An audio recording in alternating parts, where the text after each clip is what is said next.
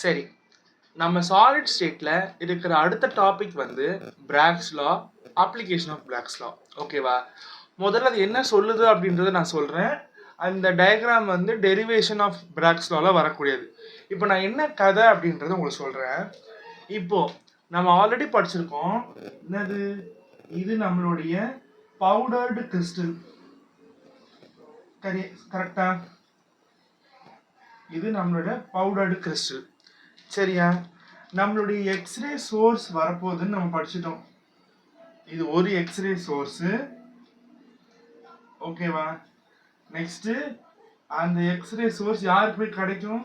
டிடெக்டருக்கு கிடைக்கும். சரியா? இந்த மாதிரி ஒரு எக்ஸ்ரேல பல எக்ஸ்ரே சோர்ஸ் வந்து வந்து அந்த டிடெக்டர் கிட்ட போய் படும். சரியா? அப்போ அந்த டிடெக்டர் வந்து நமக்கு ஒரு கிராஃப் தரும். அதுல எக்ஸ் ஆக்சிஸ்ல 2D 2 தீட்டா அண்ட் ஒய் ஆக்சிஸ்ல வந்து நமக்கு இன்டென்சிட்டி இருக்கும். சரியா? அந்த கிராஃப் எப்பவுமே இந்த மாதிரி டிஸ்டர்ப்டு கிராஃபா தான் இருக்கும்னு நான் சொன்னேன்ல. இப்போ என்னன்னா நம்மளுடைய எக்ஸ்ரே இருக்குல்ல, ஓகேவா? எக்ஸ்ரே வந்து இந்த கிறிஸ்டல்ல படும்போது ரிஃப்ளெக்ஷன் நடக்கும்ல, அந்த கிறிஸ்டல் ரிஃப்ளெக்ட் ஆகும்ல, சாரி அந்த கிறிஸ்டல்ல இந்த ரே படுதுல, எக்ஸ்ரே படுதுல, அது ரிஃப்ளெக்ட் ஆகும்ல, அண்ட் அந்த ரே வந்து ரீஃப்ராக்டும் ஆகலாம். சரியா? நம்ம கெமிஸ்ட்ரியில இப்போதைக்கு இந்த பிராக்ஸ் லால இந்த ரிஃப்ளெக்ஷன் ஒரு வாட்டி நடக்காது, ஏகப்பட்ட எக்ஸ்ரேஸ் இருக்கு. ஓகேவா? அப்போ இந்த ரிஃப்ளெக்ஷன் அண்ட் ரீஃப்ராக்ஷன் வந்து மல்டிபிள் டைம்ஸ் நடக்கும். ஓகேவா?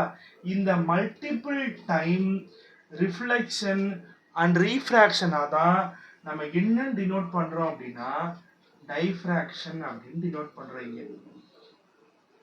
சரியா? இப்போ கவனி, இப்போ எனக்கு இந்த எக்ஸ்ரேக்கு ஒரு இது ஒரு வேவ், எக்ஸ்ரே வேவ்னு வச்சுக்கோ. அது நமக்கு டிடெக்டர் கிட்ட கிடைக்கும் போது ஒரே ஒரு வேவ் மட்டும் போய் கிடைக்காது, இல்ல ஒரே ஒரு ரே மட்டும் போய் கிடைக்காது. சரியா? ஃபார் எக்ஸாம்பிள் இது புரிஞ்சிச்சுல, நான் என்ன சொல்றேன்னு பாரு. இது என்னுடைய ஒரு எக்ஸ்ரே, இது இங்க வருது, என்னோட கிறிஸ்டல்ல படுதா, பட்டு ரிஃப்ளெக்ட் பேக் எனக்கு ஒரு டிடெக்டர்ல போய் படுது இல்ல. நமக்கு ஒரே ஒரு வேவ் மட்டும் இல்ல, ஒரே ஒரு எக்ஸ்ரே மட்டும் வராது, n நம்பர் ஆஃப் எக்ஸ்ரேஸ் வரும். எவ்வளோ வேணாலும் நமக்கு எக்ஸ்ரே வந்து பட்டுடி போலாம்ல. அப்போ ஒரு வேவும் இன்னொரு வேவும் சேர்ந்து ஒரு பெரிய வேவ் தரலாம்ல. இது நான் இன்டர்ஃபரன்ஸ் இன் தின் ஃபிலிம்ஸ்ல சொல்லியிருக்கேன். எப்போ வேவ் நேச்சர் ஆஃப் லைட் இல்ல எப்போ ரெண்டு ரே, ஓகேவா, அது ரெண்டும் சூப்பர் இம்போஸ், இந்த வேவும் அது மேல பட்டு சூப்பர் இம்போஸ் ஆகி ஒரு பெரிய வேவ் தருதோ, அதுக்கு பேரு கன்ஸ்ட்ரக்டிவ் இன்டர்ஃபரன்ஸ். அதே மாதிரி என்ன சொன்னேன், ஒரு வேவும் இன்னொரு வேவும் வெயிட் பண்ண, ஒரு வேவும் இன்னொரு வேவும் சேர்ந்து ஒரு சின்ன வேவ் தந்தா இதுக்கு பேரு டிஸ்ட்ரக்டிவ் இன்டர்ஃபரன்ஸ் அப்படின்னு நான் சொன்னேன்னா. இப்போ நான் ஏன் இந்த கான்செப்டை சொன்னேன் அப்படின்னா, நிறைய எக்ஸ்ரே வரப்போகுது, அங்கே கன்ஸ்ட்ரக்டிவ் இன்டர்ஃபரன்ஸும் நடக்கும், டிஸ்ட்ரக்டிவ் இன்டர்ஃபரன்ஸும் நடக்கும், இன்டர்ஃபரன்ஸ் நடக்காமலையும் போவோம், சில லைட் அப்சர்வும் ஆகிருக்கும். ஓகேவா? ஏகப்பட்ட சினாரியோஸ் இருக்கு. இப்போ நான் எதுக்கு இதை ரிலேட் பண்ணேன் அப்படின்னா, உங்களோட எக்ஸ்ஆர்டியோட கிராஃப் இருக்குல்ல, அந்த கிராஃப்ல இந்த பீக்ஸ் இருக்குல்ல, இந்த பீக் ஆஃப் HKL, இந்த மில்லர் இண்டெக்ஸஸோட பீக் கிடைக்குதுல்ல, இந்த பீக் எப்போ கிடைக்கும் அப்படின்னா, உங்களுடைய எக்ஸ்ரே எப்போ எல்லாம் கன்ஸ்ட்ரக்டிவ் இன்டர்ஃபரன்ஸ் பண்ணுதோ அப்பெல்லாம் உங்களுக்கு இந்த பீக் கிடைக்கும். அதனால தான் நான் இந்த கான்செப்டை சொன்னேன். சரியா? நீங்க கன்ஸ்ட்ரக்டிவ் இன்டர்ஃபரன்ஸ் ஒரு கண்டிஷன் படிச்சிருப்பீங்க, அதாவது delta is equal to n lambda for which n is equal to 0 1 2 3 4 and so on so. சரியா? அதே மாதிரி நீங்க டிஸ்ட்ரக்டிவ் இன்டர்ஃபரன்ஸ் என்ன படிச்சிருப்பீங்க, delta is equal to 2n plus 1 lambda by 2. ஓகேவா? அப்படின்ற, சாரி இங்க பிராக்கெட் வராது, 2n plus 1 lambda by 2 அப்படின்றத நீங்க படிச்சிருப்பீங்க. நான் இங்க என்ன சொல்ல வரேன் அப்படின்னா, இப்போ நமக்கு என்னன்னு தெரிஞ்சிச்சு, நம்ம எக்ஸ்ஆர்டி கிராஃப்ல கிடைக்கிற பீக் எல்லாமே கன்ஸ்ட்ரக்டிவ் இன்டர்ஃபரன்ஸ்னு சொல்லிட்டேன். கரெக்டா? இந்த கன்ஸ்ட்ரக்டிவ் இன்டர்ஃபரன்ஸ்ல கிடைக்கிறனோட பீக்கு இந்த பாத் டிஃபரன்ஸ்க்கு ஈக்குவலா இருக்கும்.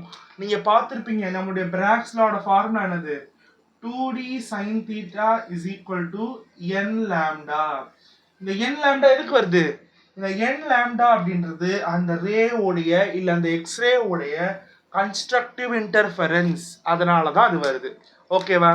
இப்போ நம்ம நெக்ஸ்ட் கான்செப்ட் நம்மளுடைய டெரிவேஷனுக்கு போகலாம். புரிஞ்சிச்சா? கன்ஸ்ட்ரக்டிவ் இன்டர்ஃபரன்ஸ் நடக்கிறதுனால தான் நம்மளுடைய எக்ஸ்ஆர்டியோட கிராஃப்ல பீக்ஸ் கிடைக்குது. இன்னொரு விஷயம், இந்த கன்ஸ்ட்ரக்டிவ் இன்டர்ஃபரன்ஸ் உடைய இன்டென்சிட்டியும் அதிகமாக தான் இருக்கும். ஓகேவா? அதனால தான் நமக்கு இந்த பீக் கிடைக்குது. ஓகே, இந்த டிஸ்ட்ரக்டிவ் இன்டர்ஃபரன்ஸ் உடைய இன்டென்சிட்டி அவ்வளோ அதிகமாக இருக்காது. அதனால தான் நமக்கு இன்டென்சிட்டி வர்சஸ் 2 தீட்டாவோட கிராஃப் போடுறோம். ஓகேவா? நம்ம நம்மளுடைய டெரிவேஷனுக்கு போகலாம்.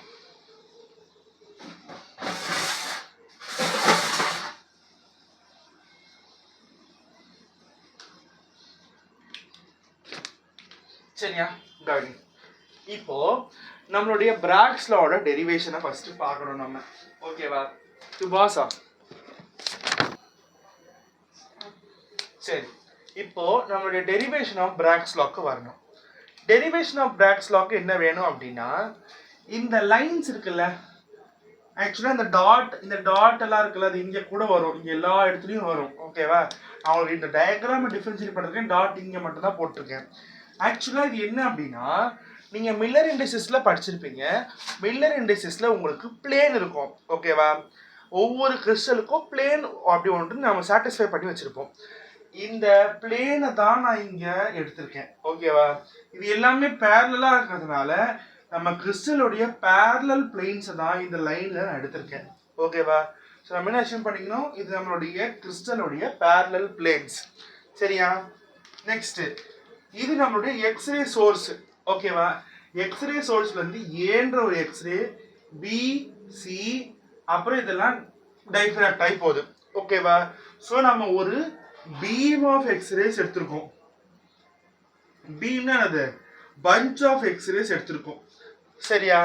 இப்ப கவனி, இந்த எக்ஸ்ரே வந்து இங்க பட்டு இங்க போகுது, இந்த பி வந்து இந்த இடத்துல பட்டு இந்த மாதிரி போகுது. இதுக்கு பேரு ஆர்டர் ஆஃப் ரிஃப்ளெக்ஷன். இது வந்து ஃபர்ஸ்ட் ஆர்டர் ரிஃப்ளெக்ஷன், இது ரெண்டாவது ரே செகண்ட் ஆர்டர் ரிஃப்ளெக்ஷன். சரியா? நம்ம பிராக்ஸ் லால படிச்சிருப்போம். 2d sin theta equal to n lambdaன்னு படிச்சிருப்போம்ல. இந்த n lambda அப்படின்றது ஆர்டர் ஆஃப் ரிஃப்ளெக்ஷன். ஓகேவா? அந்த ஆர்டர் ஆஃப் ரிஃப்ளெக்ஷன் அது முதல் ரே வந்து பட்டு போச்சுன்னா அது வந்து ஃபர்ஸ்ட் ஆர்டர் ரிஃப்ளெக்ஷன், ரெண்டாவது ரே வந்து பட்டு போச்சுன்னா அது செகண்ட் ஆர்டர் ரிஃப்ளெக்ஷன். நமக்கு மோஸ்ட்லி கிராஃப்ஸ்ல இருக்கிறது எல்லாமே ஃபர்ஸ்ட் ஆர்டர் ரிஃப்ளெக்ஷனாக தான் இருக்கும்.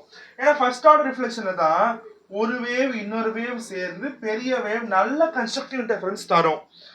அதுக்கு அடுத்து செகண்ட் ஆர்டர் போகும்போது உன்னோட கிராஃபுடைய இன்டென்சிட்டி குறைஞ்சிரும், பீக்கு குறைஞ்சிரும். அதே மாதிரி இப்படி தேர்ட் லேயர் போகும்போது இது வந்து first order, second order, third order போகும்போது உன்னோட இன்டென்சிட்டி கொஞ்சம் குறைஞ்சிரும். அதனால மோஸ்ட்லி எக்ஸ்ஆர்டியில் இருக்க கிராஃப் ஃபர்ஸ்ட் ஆர்டர் இன்டென்சிட்டியில் தான், ஃபர்ஸ்ட் ஆர்டர் ரிஃப்ளெக்ஷனை பேஸ் பண்ணி தான் இருக்கும். சரியா? இப்போ நம்ம டெரிவேஷனுக்கு போகலாம். நான் சொல்லிட்டேன்ல, இது எல்லாமே நம்மளுடைய பேரலல் பிளேன்ஸ். ஏபிசி வந்து நம்மளுடைய எக்ஸ்ரே சோர்ஸ், டிஇஎஃப் வந்து நமக்கு விலைக்கு போகிற டிஃப்ராக்ஷன் ரேஸ். சரியா? இந்த நடுவில் ஒரு லைன் போட்டிருக்கல, இது நம்மளுடைய பர்பண்டிகுலர் நார்மல் லைன். சரியா? கவனி, இப்போ என்னுடைய ஏ ரே வந்து இங்க பட்டு இப்படி போதில்ல, அதுல இங்க ஒரு ஆங்கிள் மேக் பண்ணுதா, இந்த ஆங்கிளை நம்ம தீட்டான்னு சொல்லுவோம். சரியா? இந்த தீட்டா தான் கிளான்சிங் ஆங்கிள். ஓகேவா? நான் சொன்னல, இங்க வந்து எக்ஸ்ரே சோர்ஸ் இருக்கும், இங்க டிடெக்டர் இருக்கும். ஸோ இந்த தீட்டாவும் இந்த தீட்டாவும் எப்படி இருக்கும்? சேமா தான் இருக்கும். இப்போ என்ன அப்படின்றது தெளிவா கவனி. நம்ம இந்த லைன் எக்ஸ்ரே இருக்குல்ல, இது இந்த கிறிஸ்டலுக்குள்ள போயிட்டு தானே வெளில வருது. ஓகேவா? ஒரு லைட் வந்து என்னது, ஒரு மீடியம்ல இருந்து இன்னொரு மீடியம் போகுது. இது ஏர் மீடியம், இது கிறிஸ்டல் மீடியம். இது கிறிஸ்டலுக்குள்ள போயிட்டு தானே வெளில வருது. அப்போ இந்த லைட்னு சொல்லிட்டு எக்ஸ்ரே, இந்த எக்ஸ்ரே வந்து இந்த திசுக்குள்ள போயிட்டு தானே வெளில வருது. அப்போ அது எவ்வளோ பாத் கவர் பண்ணுது, இல்லை எவ்வளோ பாத் டிஃப்ரென்ஸ் அது கவர் பண்ணுதுன்றது நம்ம தெரிஞ்சுக்கணும். ஓகேவா?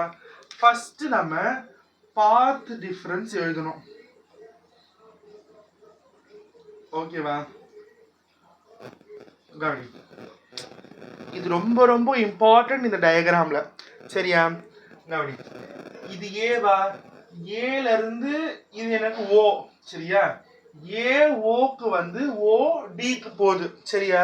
இதனோட ஃபர்ஸ்ட் விஷயம். ரெண்டாவது என்ன ஆகுது? பில இருந்து எண்ணுக்கு போகுது, எண்ல இருந்து ஈக்கு போகுது. இது கரெக்டா? பாத் டிஃபரன்ஸ் எப்படி கால்குலேட் பண்ணணும்னு பாரு. ஏ ஓவோட டிஸ்டன்ஸும் இது வந்து எல். சரியாப்பா? இது எல். எனக்கு பி எல்லோட டிஸ்டன்ஸும் சேமா? ஏ ஓவும் பி எல்லோ சேம். ஓகேவா? நான் இங்க ரஃப்ல போடுறேன், இது எழுத வேணாம். ஏ ஓவும் பி எல்லோ சேம். ஏ ஓவும் பி எல்லோ சேம். கரெக்டா? அப்போ இது வந்து பாத் டிஃபரன்ஸ் கிடையாது. இது ஒரே இடத்துல தான் பாஸ் பண்ணி போயிருக்கு. இந்த டிஸ்டன்ஸ் சேம் இருக்கிறதுனால இது பாத் டிஸ்டன்ஸ் கணக்குல வராது. ஓகேவா? அது எவ்வளோ எக்ஸ்ட்ரா டிஸ்டன்ஸ் கவர் பண்ணிருக்குன்னு நம்ம பாத் டிஃபரன்ஸ்னு சொல்லுவோம். சரியா? இப்போ இந்த ஏஓவும் பிஎல்லுமே சேம் டிஸ்டன்ஸ் தான். அப்போ இது பாத் டிஃபரன்ஸ்ல வராது. அப்போ எக்ஸ்ட்ரா பாத் டிஃபரன்ஸ் யாரு? இந்த எல்லும் இந்த எண்ணும் தான் எக்ஸ்ட்ரா பாத் டிஃபரன்ஸ் வந்திருக்கு.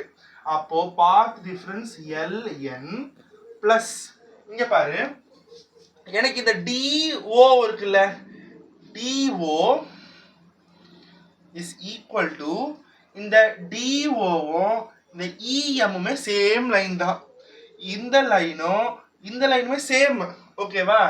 அப்போ டிஓ இஎம் சேம்னா அங்க நமக்கு பாத் டிஃபரன்ஸ் தேவையில்லை. ஏன்னா ரெண்டும் சேமா இருக்கு. எக்ஸ்ட்ரா எங்க இருக்கோ அங்கதான் பாத் டிஃபரன்ஸ் தேவை. எக்ஸ்ட்ரா என்னது? இந்த எம் என் தான் எக்ஸ்ட்ரா டிராவல் பண்ணிருக்கு. So LN plus MN. ஓகேவா? அப்ப நம்மளுடைய பாத் டிஃபரன்ஸ் யாரு? எம்என். சரியா? நம்ம பாத் டிஃபரன்ஸ் எழுதலாம், இல்ல டெல்டானோ போட்டுக்கலாம். சரியா? புரிஞ்சுச்சா? இப்போ கவனி, நான் இதை தீட்டான்னு சொல்லிட்டேனா? ஏ, இது ஓ, இது எல். இது பார்க்க எப்படி இருக்கு? இதோ இந்த மாதிரி இருக்கா? அதுல இது ஏ, இது ஓ, இது வந்து நம்மளுடைய பிளேனு, இது ஏ ஓ, இது வந்து எல். கரெக்டா? எனக்கு இது வந்து தீட்டான்னு தெரியும். சரியா? இது பார்க்க எப்படி இருக்கு? ஒரு 90 டிகிரி மேக் பண்ணுதா? இந்த ஏ, இந்த ஓ, இந்த எல் தான் இப்படி வரைஞ்சிருக்கேன். இது மொத்தம் 90 டிகிரி மேக் பண்ணுதா? இந்த ஆங்கிள் உனக்கு தெரியாது. ஓகேவா? அதாவது இந்த ஆங்கிள் உனக்கு தெரியாது. அந்த ஆங்கிளை கண்டுபிடிக்கணும். எப்படி கண்டுபிடிக்கணும்னா, இந்த மொத்தம் 90 டிகிரி தானே வருது. அப்ப இது மொத்தம் 90 டிகிரி எதுக்கு வரணும்? தீட்டா பிளஸ் இது நான் எக்ஸ் எடுத்துக்கிறேன். Theta plus X. ஓகேவா? இந்த மொத்தத்தையும் ஆட் பண்ணா 90 வரணும். உனக்கு ஒன்று தீட்டா தெரியும், இன்னொன்று தெரியாது, அது எக்ஸ். அப்ப இந்த தீட்டா அங்க அனுப்பு. இப்போ X equal to 90 degree minus theta. சரியா? அப்ப இந்த இடம் இருக்குல்ல, இது வந்து 90 டிகிரி மைனஸ் தீட்டா. சரியா? எப்படி 90 டிகிரி மைனஸ் தீட்டா வந்தது புரிஞ்சுச்சா? அடுத்த கதை பாரு. இப்போ இதை முடிஞ்சிருச்சு. இப்போ இந்த லைன் இருக்கு பாரு, உன்னுடைய நார்மல் லைன். ஓகேவா? அதுக்கப்புறம் இது ஓ ஓ இப்படி வந்திருக்க லைன். இதுவும் 90 டிகிரி தானே மேக் பண்ணுது. ஆனா ஒரே நடுவில் யார் இருக்கா? எல் இருக்கு. நாம இப்பதான் கண்டுபிடிச்சு இந்த ஆங்கிள் எவ்வளவு, இந்த ஆங்கிள் எவ்வளவுன்னு கண்டுபிடிச்சோம். 90 டிகிரி மைனஸ் தீட்டான்னு கண்டுபிடிச்சோமா? இப்ப இங்க கூட பாரு, மொத்தமே எவ்வளவு வருது? 90 டிகிரி வருது. அப்போ 90 degree is equal to 90 degree minus theta. இந்த ஆங்கிள் நம்ம எக்ஸ்ன்னு வச்சுக்கலாம், பிளஸ் எக்ஸ். இந்த 90 இந்த 90 கேன்சல், இந்த தீட்டாவை அங்க அனுப்பு. அப்ப எக்ஸ் ஈக்குவல் டு தீட்டா. அப்ப இந்த ஆங்கிள் எவ்வளவு? அப்ப இந்த ஆங்கிள் இருக்குல்ல, இதுவும் எவ்வளவு? இதுவும் தீட்டா. அங்க எழுத முடியாது, நான் இங்க எழுதுறேன், சொல்றேன். இந்த ஆங்கிளும் தீட்டா தான். சரியா? புரிஞ்சுச்சா? இப்போ நெக்ஸ்ட் சேம் கான்செப்ட் நம்ம என்ன சொல்லியிருக்கோம்? ஆங்கிள் எல்ஓஎன். ஆங்கிள் எல்ஓஎன் வந்து தீட்டா. அதே மாதிரி இது இந்த சைடு. அப்ப அந்த சைடுல யார் இருப்பா? MON அண்ட் MON என்னவா இருக்கும், தீட்டாவா தான் இருக்கும். இப்போ எனக்கு அங்க ரெண்டு ட்ரையாங்கிள் இருக்கு. என்னென்ன, இந்த ட்ரையாங்கிள் நான் முதல்ல வரைகிறேன். இந்த மாதிரி இருக்கா என் ட்ரையாங்கிள். இது வந்து எனக்கு தீட்டா. இது என்ன ட்ரையாங்கிள், இன் ட்ரையாங்கிள் LON. சரியா, இது வந்து என்னுடைய தீட்டா. சரியா, நெக்ஸ்ட் இது வந்து என்னோட 90 டிகிரி. ஓகேவா, இப்போ இதுக்கு நம்ம இங்க நான் மார்க்கிங் பண்ணிடுறேன். இது வந்து O, இது வந்து நம்மளுடைய L, இது வந்து நம்மளுடைய N. சரியா, இப்ப கவனி, நமக்கு தெரியும் sin தீட்டாவோட ஃபார்முலா என்னது, sin theta is equal to perpendicular by hypotenuse. கரெக்டா, இப்ப இங்க தீட்டாக்கு ஆப்போசிட்ல இருக்கதா பர்பெண்டிகுலர். கரெக்டா, அப்ப தீட்டாக்கு ஆப்போசிட்ல யார் இருக்கா, LN டிவைடட் பை ஹைபாட்னஸ். யாரு, 90 டிகிரிக்கு ஆப்போசிட்ல யார் இருக்கோ அதான் ஹைபாட்னஸ். யார் அது, ON. நான் இன்னொன்னு சொல்லணும், இந்த பிளேனுக்கும் இந்த பிளேனுக்கும் இடையில இருக்க டிஸ்டன்ஸ் இருக்குல்ல, இந்த டிஸ்டன்ஸ் D, அதாவது இன்டர்பிளேனார் டிஸ்டன்ஸ் இல்ல இன்டர்பிளேனார் ஸ்பேசிங். சரியா, அப்போ எனக்கு இது Dனா இந்த ONமே D தானே வரும். அப்ப இது எப்படி எழுதலாம், LN டிவைடட் பை D. கரெக்டா, இப்ப பாருங்க, sin தீட்டா இங்க sin தீட்டா வருமா, இந்த D அங்க டிரான்ஸ்ஃபர் பண்ண, அப்ப LN எவ்வளவு வரும், LN is equal to D sin theta. சரியா, இப்போ என்னுடைய அடுத்த ட்ரையாங்கிள் பாரு.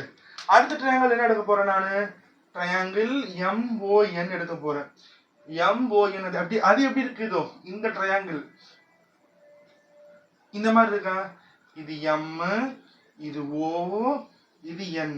நான் சொல்லிட்டேன், இது தீட்டானா இதுவும் தீட்டா தான். சரியா, 90 டிகிரி எங்க வருதுன்னா இதுதான் உன்னோட 90 டிகிரி. சரியா, இங்கேயும் சேம் விஷயம் அப்ளை பண்ணும். என்னது, sin theta equal to perpendicular by hypotenuse. Perpendicular எது, இது தீட்டாக்கு ஆப்போசிட்ல யார் இருக்கா, NM டிவைடட் பை, இல்ல MN எப்படி வேணா சொல்லிக்கலாம், MN டிவைடட் பை ஹைபாட்னஸ் எது, 90 டிகிரிக்கு ஆப்போசிட் யார் இருக்கா, ON. நான் இப்பதான் சொன்னேன், ON அப்படின்றது உங்களுடைய இன்டர்பிளேனார் ஸ்பேசிங், இன்டர்பிளேனார் டிஸ்டன்ஸ். அப்போ sin theta equal to MN divided by D. கரெக்டா, இப்போ இந்த D இங்க டிரான்ஸ்ஃபர் பண்ண என்ன ஆகும், MN is equal to D sin theta. சரியா, இப்போ கவனி, என்ன கிடைச்சிருக்கு நமக்கு, நம்ம பார்த்த டிஃபரன்ஸ் என்ன தேடணும், LN வேணும், MN தேடணும். இந்த LN தான் இங்க இருக்கே, இந்த MN தான் இங்க இருக்கே. ஓகேவா, அப்போ இத அங்க சப்ஸ்டிட்யூட் பண்ணலாமா, நாங்க சப்ஸ்டிட்யூட் பண்றேன். The value of LN is D sin theta plus the value of MN is D sin theta. ஒரு D, ரெண்டு D, எத்தனை D இருக்கு, 2 D இருக்கு, 2D sin theta டெல்டா. ஓகேவா, நான் என்ன சொன்னேன், எக்ஸாஜோட கிராஃப்ஸ் எல்லாமே கன்ஸ்ட்ரக்டிவ் இன்டர்ஃபரன்ஸ் தான் பண்ணோம். ஸோ என்ன எழுதணும், ஃபார் கன்ஸ்ட்ரக்டிவ் இன்டர்ஃபரன்ஸ்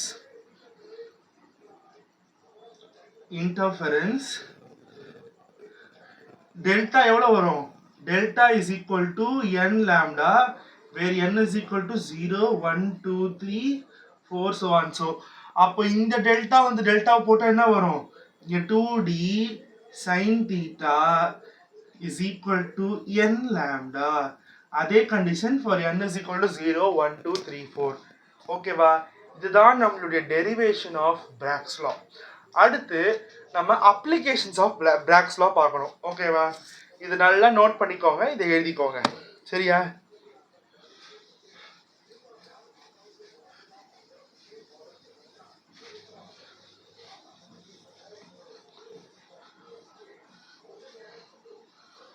கொஞ்சம் இந்த அப்ளிகேஷன் ஆஃப் பிராக்ஸ் லால நம்ம போடுற சம்ஸ் அதிகம். பாஸ் பண்ணு.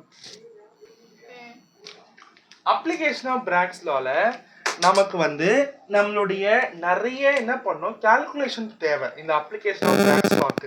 சரியா? ஃபர்ஸ்ட் பாரு, நமக்கு நல்லாவே தெரியும் இன்டர்பிளேனார் டிஸ்டன்ஸ் உடைய ஃபார்முலா நமக்கு நல்லாவே தெரியும். என்னது? d is equal to a divided by root of h square plus k square plus l square. இது நம்மளுடைய இன்டர்பிளேனார் டிஸ்டன்ஸோட ஃபார்முலா. அதாவது எதுக்கு? For cubic crystal. ஓகேவா? For cubic crystal, the relation between dA and the Miller indices HKL are given by the interplanar distance d. ஓகேவா? இது நமக்கு தெரியும். And இன்னொரு விஷயம், பிராக்ஸ் லாவோட ஃபார்முலா என்னது? 2d sin theta is equal to n lambda. கரெக்டா? இதுல d யோட வேல்யூ என்ன வரும்? நான் அந்த 2 அங்க போடுறேன். ஓகேவா? sin theta வி அங்க போடுறேன். அப்ப இது என்ன ஆகும்? 2d sin theta is equal to n lambda na, so d is equal to n lambda by 2 sin theta. கரெக்ட்டா? இதுவும் d இதுவும் d. ஓகேவா? அப்ப இது ரெண்டுக்கும் ஈக்குவலா எழுதலாம்ல. அப்ப என்ன வரும்? a by root of h square plus k square plus l square equal to n lambda by 2 sin theta. சரியா? இப்போ ஸ்கொயரிங் ஆன் போத் சைட்ஸ். ஓகேவா? இதையும் ஸ்கொயர் பண்ணணும், இதையும் ஸ்கொயர் பண்ணணும். a ஓட ஸ்கொயர் a ஸ்கொயர், ரூட் இருக்கு ஸ்கொயர் இருக்கு, இந்த ரூட் அண்ட் ஸ்கொயர் கேன்சல் ஆகிறப்ப என்ன வரும்? h square plus k square plus l square which is equal to n square லாம்டாவோட square lambda square divided by 2 ஓட ஸ்கொயர் 4 sin theta ஓட square sin square theta. சரியா? இப்போ இதை நான் கிராஸ் மல்டிப்ளை பண்ணிக்கிறேன். அப்ப என்ன வரும்? 4a square sin square theta equal to என்னது? n ஸ்கொயர் லாம்டா ஸ்கொயர், இந்த இன்டு இங்க எழுதுறேன், into h square k square plus l square. கரெக்டா? கவனி. இப்போ இதுவரையும் புரிஞ்சுச்சா? இப்போ இந்த n ஸ்கொயர் இங்க அனுப்பு. சரியா? அப்ப நமக்கு என்ன கிடைக்கும்? இங்க n மட்டும் ஒரே ஒரு மிஸ்டேக் பண்ணிட்டேன். இங்க n இருக்குல்ல, நான் என்ன சொன்னேன்? எக்ஸாடியோட கிராஃப்ஸ்ல எப்பவுமே ஃபர்ஸ்ட் ஆர்டர் ரிஃப்ளெக்ஷன் தானே கிடைக்கும். ஸோ இங்க என்னோட வேல்யூ 1. சரியா? அப்ப என்ன வரும்? 4a square sin square theta equal to lambda square of h square k square and l square. கரெக்டா? இப்போ இந்த லாம்டாவை இங்க அனுப்பு. ஓகேவா? அப்ப என்ன வரும்? h square plus k square plus l square is equal to 4a square divided by lambda square of sin square theta. ஓகேவா? நம்ம இந்த 4a square and lambda square by lambda square இருக்குல்ல, இதை தான் நம்ம kன்னு எடுத்துக்க போறோம். அப்போ நமக்கு என்ன கிடைக்கும்? h square plus k square plus l square is equal to k of sin square theta. ஓகேவா? இந்த ஈக்குவேஷனை வச்சு தான் நம்ம எல்லாத்தையும் சொல்ல போறோம். அதாவது k sin square theta is equal to h square plus l square, இல்லைன்னா இது இப்படி கூட எழுதலாம். sin square theta equal to the k venture அனுப்பிட்டு sin square theta is equal to k times of, wait பண்ணுப்பா, நான் சின்ன மிஸ்டேக் பண்ணிட்டேன். கவனி. நான் ஃபர்ஸ்ட் என்ன சொன்னேன்? இன்டர்பிளேனார் டிஸ்டன்ஸ் உடைய ஃபார்முலாவும் இருக்கு, பிராக்ஸ் லாவோட ஃபார்முலாவும் இருக்கு. கரெக்டா? இதுல டியும் இதுல டியும் நம்ம கொண்டு வரணும். கொண்டு வந்துட்டு இந்த ரெண்டுத்தையும் நம்ம ஈக்குவேட் பண்ணணும். சரியா? ஈக்குவேட் பண்ணா நமக்கு இதுதான் கிடைச்சது. a by root of h square plus k square plus l square n lambda divided by 2 sin theta. ஓகேவா? பாஸ் பண்ணு. சரி, இதை நம்ம ஸ்கொயர் பண்ணோமா? அடுத்த ஸ்டெப்ல ஸ்கொயர் பண்ணா நமக்கு a square by h square plus k square plus l square equal to n square lambda square 4 sin square theta வந்ததா? இதை இங்க மல்டிப்ளை பண்ணோம், இதை இங்க மல்டிப்ளை பண்ணா நமக்கு இந்த ஈக்குவேஷன் கிடைச்சதா? n வந்து ஈக்குவல் டு 1ன்னு சொன்னோம், அதனால இந்த n வராது. சரியா? நான் என்ன பண்ணுறேன், எனக்கு ஈக்குவேஷன் சைன் தீட்டாவை பொறுத்து தான் வேணும். ஸோ இந்த 4a² அங்கே அனுப்புகிறேன். அப்போ என்ன கிடைக்கும் எனக்கு, sine square theta equal to என்ன வரும், lambda square by 4a² h² plus k² plus l² கிடைக்குமா? நான் என்ன பண்ண போகிறேன்னா, இந்த லாம்டா ஸ்கொயர் பை 4a² தான் எனக்கு k. அப்போ இங்கே என்ன இருக்கு பாக்கி, h² plus k² plus l². இது வந்து கேபிட்டல் கே, சரியா, ஸ்மால் கே கிடையாது. Equal to sign square theta. இந்த ஈக்குவேஷனை வச்சு தான் நான் அப்ளிகேஷன் ஆஃப் பிராக்ஸ் லாவே சொல்ல போறேன், சரியா? இப்போ இந்த ஈக்குவேஷன் எல்லாம் ஞாபகம் வச்சுக்கோ. Sine square theta equal to K of h² plus k² plus l². இதை வச்சு நான் உங்களுக்கு சொல்றேன். நம்ம மெயினாக அப்ளிகேஷன் ஆஃப் பிராக்ஸ் லா எதுக்கு பார்க்கணும் அப்படின்னா, எஸ்சிசி, பிசிசி, எஃப்சிசி, சரியா? இந்த அப்ளிகேஷன் ஆஃப் பிராக்ஸ் லா வச்சு நம்ம லாட்டிஸ் டைப்ஸ் கண்டுபிடிக்கலாம். எஸ்சிசியா சரி, பிசிசியா சரி, SCC, BCC, FCC, hexagonal close packing, hexagonal எல்லாமே கண்டுபிடிக்கலாம், ஓகேவா? நெக்ஸ்ட் நம்மளுடைய லாட்டிஸ் கான்ஸ்டன்ட் இல்லைனா எட்ஜ் லென்த். லாட்டிஸ் கான்ஸ்டன்ட் தான் எட்ஜ் லென்த். அதாவது நம்ம a equal to 2r, 4r is equal to √3 இதெல்லாம் கண்டுபிடிப்போம்ல, அது எல்லாமே பிராக்ஸ் லா மூலமா கண்டுபிடிக்கலாம். நெக்ஸ்ட் இன்டர்பிளேனார் டிஸ்டன்ஸ், ஓகேவா? நம்ம இந்த அப்ளிகேஷன் ஆஃப் பிராக்ஸ் லா மூலம் என்னென்ன கண்டுபிடிக்கலாம், லாட்டிஸ் டைப்ஸ், இன்டர்பிளேனார் டிஸ்டன்ஸ், அதுக்கப்புறமா லாட்டிஸ் கான்ஸ்டன்ட், சரியா? இப்போ என்ன பண்ணோம்னு நான் காமிக்கிறேன். சரி கவனி, நம்ம இந்த டேபிளை தான் எஸ்சிசிக்கும் சரி, பிசிசிக்கும் சரி, அப்புறம் யாரு நம்ம எஃப்சிசிக்கும் வரையணும். இப்போ நம்ம கண்டுபிடிச்ச ஃபார்முலா என்னது, sine square theta is equal to K times of h² plus k² plus l², சரியா? இப்போ கவனி,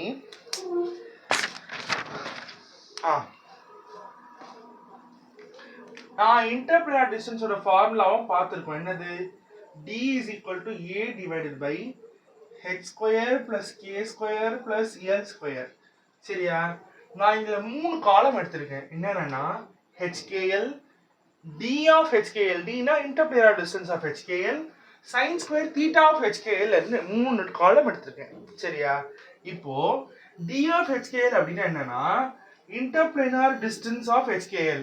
நான் hkl ஓட வேல்யூ உனக்கு இங்க எழுதிருக்கேன். என்னது, 100, 110, 111, 200, 210, 211, 220 அப்படின்னு எல்லாத்தையும் எழுதிருக்கேன். இதுக்கு ஏத்த மாதிரி நான் இங்க என்ன பண்ணணும், d எழுதணும், சரியா? இப்போ நான் ஃபர்ஸ்ட் கேஸ் எழுதுறேன். என்னது ஃபர்ஸ்ட் கேஸ், d of 100. அப்போ என்ன வரும், a divided by square root of h வந்து 1, k வந்து 0, இது வந்து என்னது 0. அப்போ மொத்தமா h மட்டும் தானே இருக்கும்.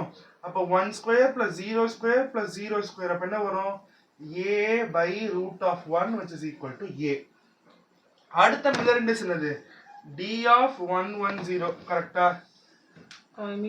இப்போ a divided by root of, next h வந்து 1², k வந்து 1² plus 0² which is equal to a divided by 1² plus 1² எவ்வளவு, 1² plus 1², 2² வந்து 4.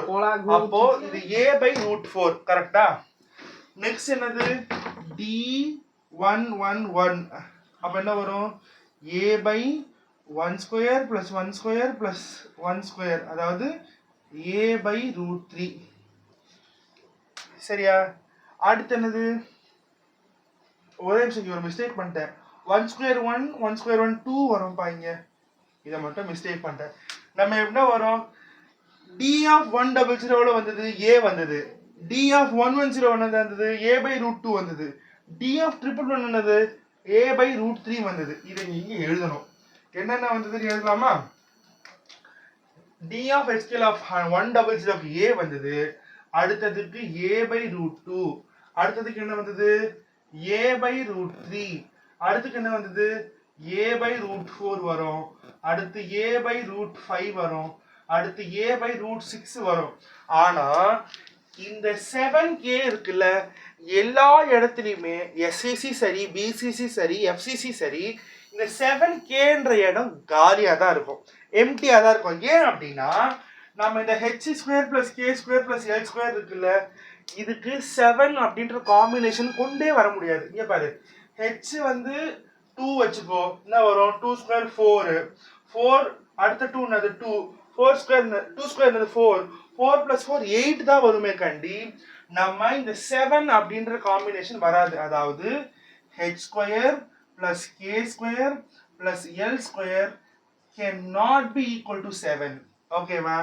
அதே மாதிரி h² + k² + l² cannot be equal to 15 and cannot be equal to 22.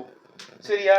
அப்போ எங்கெல்லாம் கேப் இருக்கும்னா FCC, BCC, SCC ல உனக்கு இந்த 7k அப்படின்ற இருக்கிற இடம் காலியா இருக்கும், 15kன்ற இடம் காலியா இருக்கும், 22k அப்படின்ற இடம் காலியா இருக்கும். சரியா? இப்போ இது எப்படி வந்துச்சுன்னு புரிஞ்சுச்சா? அப்போ நெக்ஸ்ட் இங்க என்ன வரும்? இது 6, இது 7னா இது இது a/√8, a/√9, a/√10, a/√11. சரியா? இப்போ பாரு, sin square theta of HKL. ஓகேவா? இங்க பாரு, 1² 1, அதனால 1k, 1² + 1² 2², so 2k, 1 + 1 + 1 3. ஓகேவா? 2² 4, 2² 4 + 1 5. ஓகேவா? அந்த 1 2 3 4 5 6 7 8 9 போயிருக்கு. ஓகேவா? இப்போ நீங்க பார்த்துக்கீங்க இந்த டேபிள், இந்த டேபிள் SCC உடைய டேபிள். ஓகேவா? என்ன அப்படின்னா கவனி, இது எத்தனை? 1ல இருந்து 6 வரையும். ஓகேவா? 1ல இருந்து 6 வரையும். இப்போ 1 2 3 4 5 6 ஃபர்ஸ்ட் ஒரு பல்க் ஆஃப் 6 வந்து அப்படியே இருக்கும். ஓகேவா? 1 2 3 4 5 6ன்ற லைன்ஸுமே பிரசன்ட் ஆயிருக்கும். அதாவது அது கன்ஸ்ட்ரக்டிவ் இன்டர்ஃபரன்ஸ் தரோம்ல, அதுல இருக்க எல்லா HKL வேல்யூமே இருக்கும். அதாவது a series of 6 lines will be present for SCC. அடுத்து 7 கேப், அப்புறம் அடுத்த series of 6 இருக்கும். ஓகேவா? 6 series of gaps ன்னு சொல்லிட்டேன்.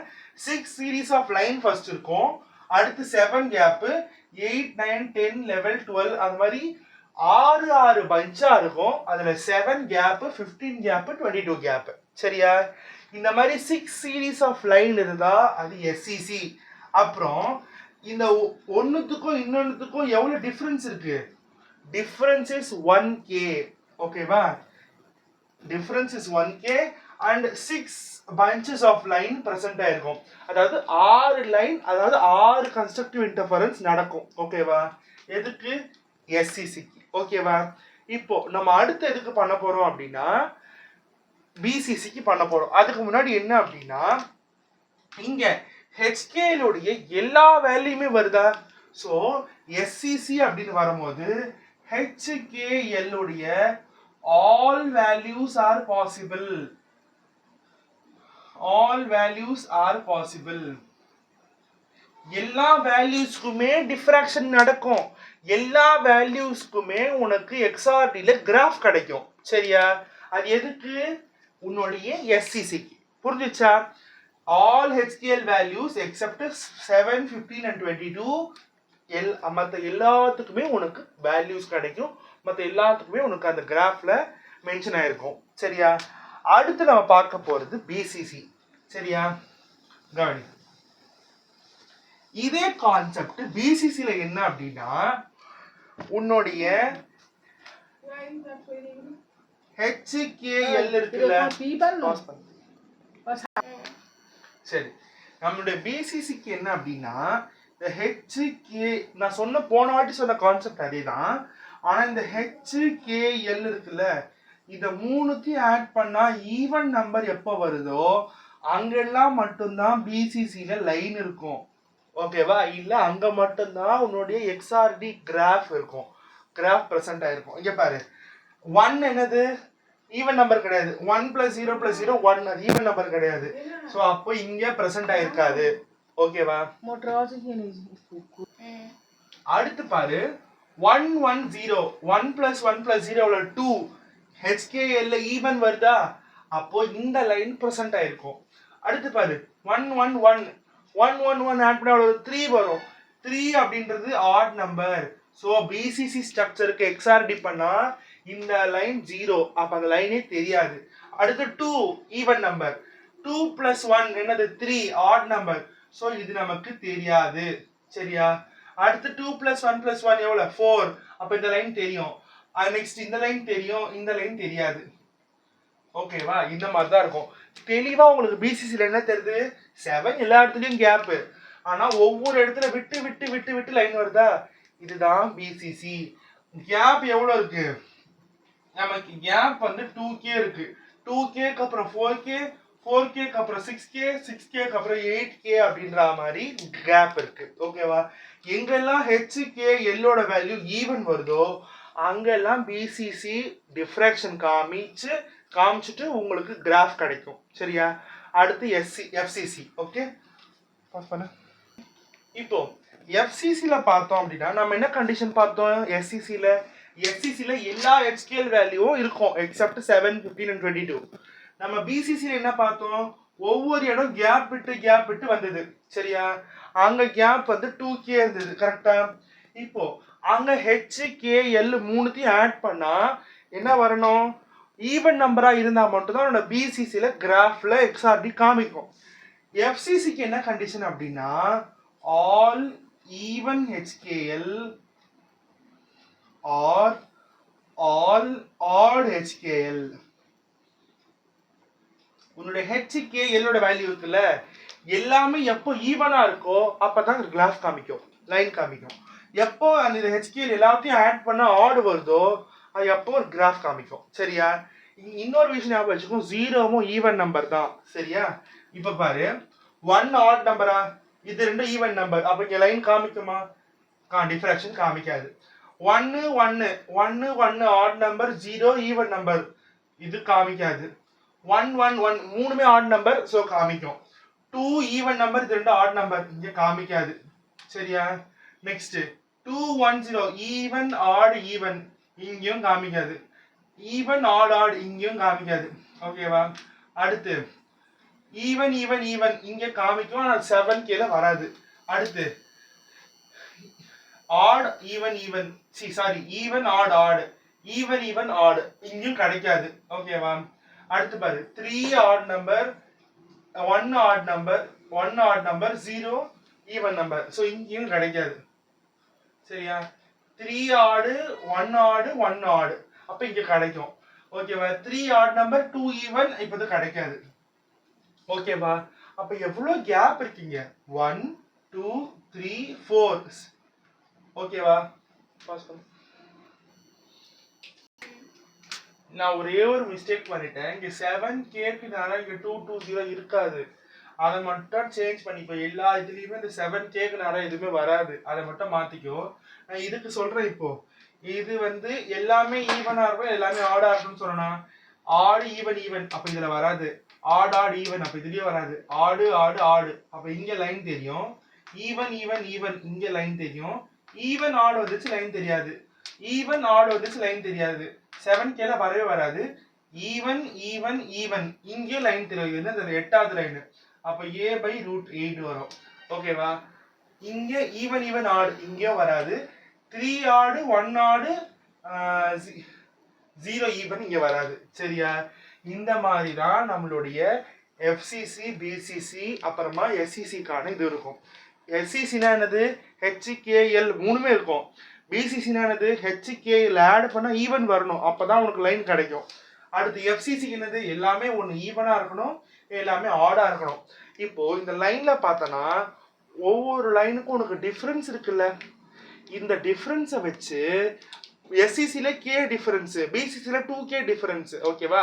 இந்த மாதிரி டிஃபரன்ஸஸை வச்சு அப்புறம் இந்த லைன் எங்கெங்கெல்லாம் வருது அப்படின்றத வச்சோம், இன்டர்பிளானர் டிஸ்டன்ஸை வச்சோம் உன்னுடைய கிறிஸ்டல் SCCயா BCCயா FCCயான்னு கண்டுபிடிக்கலாம். ஓகேவா? இதுதான் அப்ளிகேஷன் ஆஃப் பிராக்ஸ் லா. தேங்க்யூ.